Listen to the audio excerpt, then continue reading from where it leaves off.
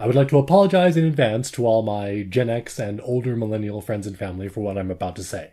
I understand that my newly 30-year-old perspective doesn't apply to everyone and may not apply to anyone. Who knows how I'll feel once I've fully experienced the 2 decades I'm about to discuss.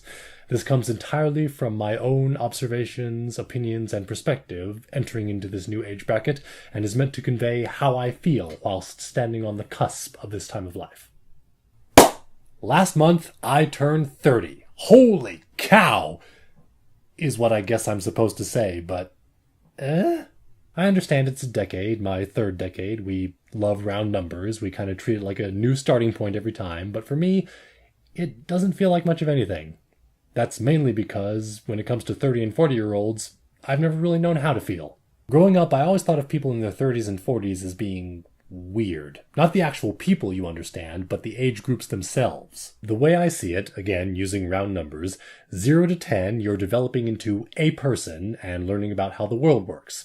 10 to 20, you're developing into a legal adult and learning about how society works. 20 to 30, you're developing into an actual adult and coming to understand how society really works because you're fully participating in it.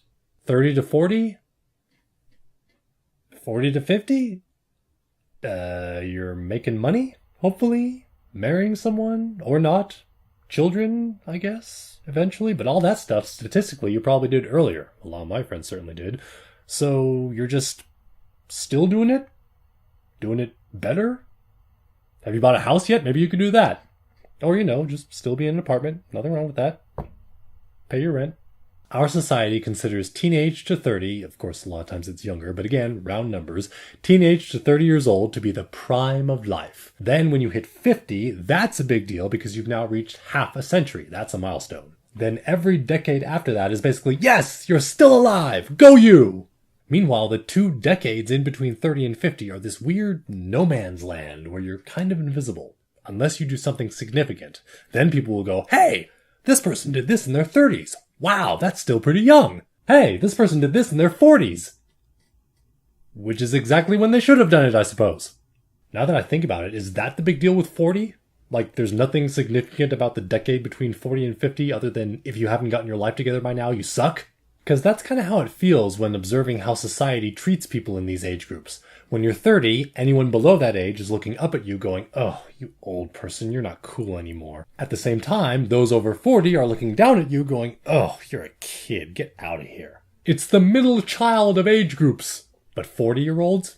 People don't really know what to make of them. Someone will say, hey, what's their name just hit 40? Did you hear the celebrities in their 40s? And the other person will go, oh, yeah, that's an age.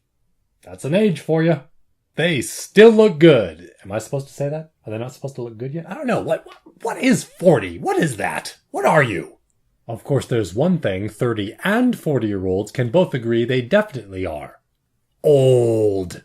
Older than the dust beneath the feet of Methuselah. Ancient and decrepit. 1 foot in the grave. Eking out their miserable, haggard existence as they hobble around, feebly trying to claw their way out of the mire of time as it inevitably drags their graying forms down into that place where there is only rot and death. At least, that's the way a lot of people in this age range make it seem, including folks who, like me, just recently turned 30. But you Gen Xers who are scoffing at that, oh, please, child, you don't know what it means to be old. You shut up too, kid. How do you think we're making our boomer parents feel with that nonsense? Probably the same way 25 to 30-year-olds feel when a teenager says to them, you didn't get a cell phone when you were a kid? That must have sucked. No, cell phones barely existed when I was... It's all just perspective. The onward and rapid, keyword, march of society will always leave anyone not in a certain, very specific, young age group feeling left behind by the sands of time, but it's all artificial. As far as I'm concerned, everyone is a young person until they hit 50. At that half-century mark, now you can start talking about how old and wizened you are. You have earned that by reaching middle age. I know that officially middle age is younger than that, but again, round numbers. Might as well, it's all arbitrary. What's 5 years? Of course, this optimistic viewpoint assumes that you've only got 100 years to live. Whereas if you clock out at 80, then middle age is 40. But screw that noise. I think we should all strive for 100. We may not get there, but we should strive for it, and we should enjoy ourselves every step of the way, even when we stop considering ourselves young, whenever that may be.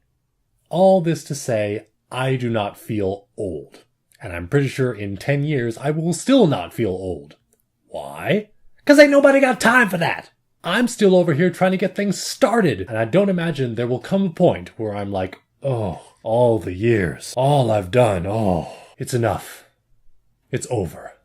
Time to rest these weary bones. Now I know what you're thinking. Oh, you say that now, Chuckles, while you're young. Exactly! Stop complaining about your age, 30-year-olds. No time for that. And 40-year-olds, again, look at our parents. They're still doing stuff. You are not the crypt keeper.